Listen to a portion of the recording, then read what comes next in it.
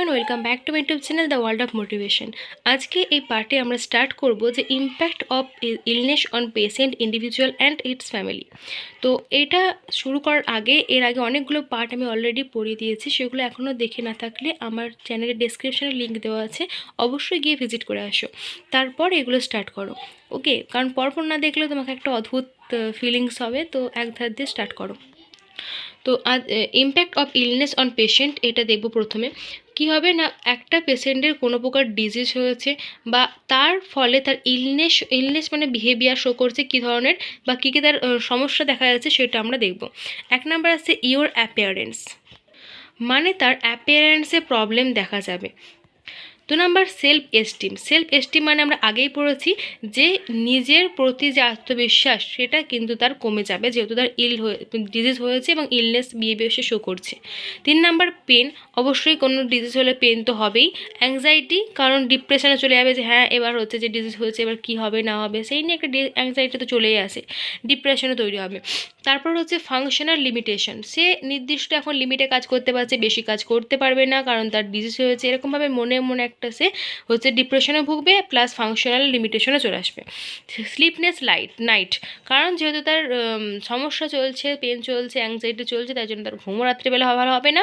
আর time attending services, মানে কি তার সার্ভিসটা টাইম অ্যাটেন্ডিং হতে হবে। আচ্ছা, এবার চলে আসে যে ইম্প্যাক্ট অফ ইলনেস অন ইন্ডিভিজুয়ালের উপর কী এফেক্ট পড়ছে, বিহেভিয়ার অ্যান্ড ইমোশনাল চেঞ্জেস। তাহলে বিহেভিয়ার অ্যান্ড ইমোশনাল চেঞ্জ অবশ্যই তার মধ্যে চলে আসবে। ডিস্টারবেন্স অফ ফ্যামিলি ডাইনামিক্স, অবশ্যই সে যে কোনো একটা পার্সন একটা ফ্যামিলির মধ্যে কোনো একটা পার্ট হয়ে থাকে। এবার ফ্যামিলির মধ্যে যদি কোনো একটা পার্সনের মধ্যে কোনো প্রকার ডিজিজ দেখতে পাওয়া যায়, তার ফ্যামিলি পুরো ফাংশনটাই ডিসব্যালেন্স হয়ে যাবে। তারপর চলে আসে change in patient role within ফ্যামিলির মধ্যে ওই পেশেন্টের যে রোল সেটা চেঞ্জ হয়ে যাবে। আচ্ছা, তারপর আছে emotional or guilt, anger, anxiety, যেহেতু সে কাজটা করতে পারছে না, তার অনেক কাজ থাকে, তার জন্য সে কী করবে না, ইমোশনালি অনেক রেগে যাবে, অ্যাঙ্গার আর হবে, গিল্টি ফিল হবে এবং অ্যাংজাইটি তৈরি হবে, যেহেতু প্রতিদিনকার কাজ সে এখন প্রতিদিন করতে পারছে না, তার অনেক প্রবলেম দেখা যাবে। তারপর হচ্ছে services illness May effect physical appearance and functioning. তাহলে সেভার কিছু ইলনেস থাকে যেগুলো তার ফিজিক্যাল অ্যাপিয়ারেন্স এবং ফাংশনিংয়ের প্রবলেম তৈরি করে থাকে। এবার আসছি যে ইম্প্যাক্ট কী কী পড়বে তার ফ্যামিলির ওপর। ফ্যামিলির কোনো একটা পার্সনের যদি ইলনেস দেখা যায় বা ডিজিজ দেখা যায়, তাহলে তার ফ্যামিলির অন্যান্য মেম্বারের ওপরেও কিন্তু এফেক্ট পড়বে, যেমন ডিজিজ অনসেট ক্রাইসিস, তারপরে আসছে ডিজিজ বার্ডেন, আর সব থেকে লাস্টে আসছে living in the shadow of death. তাহলে ডিজিজ অনসেট ক্রাইসিসের মধ্যে কি আসছে, কনফিউশন, তারপরে আসছে distress and disease related tension. তাই ডিজিজ অনসেট ক্রাইসিস মানে কি, যে ডিজিজ হয়েছে ওই ফ্যামিলি মেম্বারের কোন একটা পার্সনের মধ্যে, এবার তারপর কি হবে সেই নিয়ে একটা যে চিন্তা ভাবনা সেটা কিন্তু ওই ফ্যামিলির মধ্যে চলবে। যেমন ধরে নাও তোমার ফ্যামিলির মধ্যে কোনো একজনের কোনো শরীর প্রবলেম দেখা গেছে, অবশ্যই তোমার ওই যে ফ্যামিলির মধ্যে কোনো একটা পার্সন দেখা গেছে, সেই ফ্যামিলিটাই কিন্তু একটা ক্রাইসিসে ভুগবে। তাদের মধ্যে কনফিউশন থাকবে যে হ্যাঁ ভালো হবে কি হবে না, বা কবে ভালো হবে, এরকম একটা কনফিউশন থাকবে। ডিজিজ রিলেটেড টেনশন, অবশ্যই যে কী হয়েছে না হয়েছে, কত বড় ডিজিজ হয়েছে, কবে সারবে, এই নিয়ে একটা টেনশন রয়েছে, আর ডিস্ট্রেস তো রয়েছে।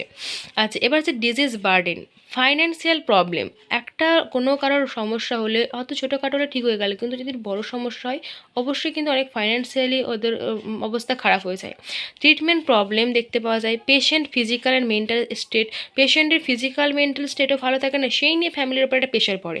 তারপরে হচ্ছে কেয়ার গিভার এক্সিকিউশন, এটা একটা কেয়ার গিভার কারা, যারা নার্স বা ওনার ডক্টর রয়েছেন, তারা সবাইয়ের যে এক্সিকিউশন সেগুলো তাদেরকে লক্ষ্য করতে হয়। নলেজ ডেফিসিয়েট রয়েছে। তারপরে ফ্যামিলি ইস্যু রয়েছে, ল্যাক অফ সাপোর্ট, একদিন ঠিক আছে, অনেকদিন শরীর অসুস্থ হলে তখন কিন্তু ল্যাক অফ সাপোর্ট দেখতে পাওয়া যাবে। Living in the shadow of death, এবার কি হচ্ছে না, অনেক দীর্ঘদিন লং টাইম যদি ইলনেস দেখতে পাওয়া যায়, তাহলে কিন্তু একটা ডেথের শ্যাডো দেখতে পাওয়া যায়, ছায়া দেখতে পাওয়া যায় যে হ্যাঁ এবার কোনো সমস্যা হতে পারে।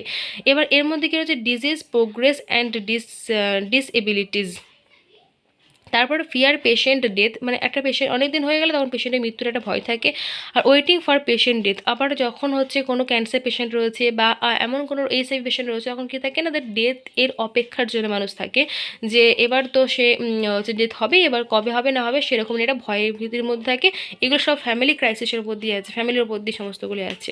তাহলে আজকে আমরা বললাম যে একটা ইম্প্যাক্ট কী কী রয়েছে ইলনেসের পেশেন্টের ওপর, ইন্ডিভিজুয়ালের ওপর এবং ফ্যামিলির ওপর।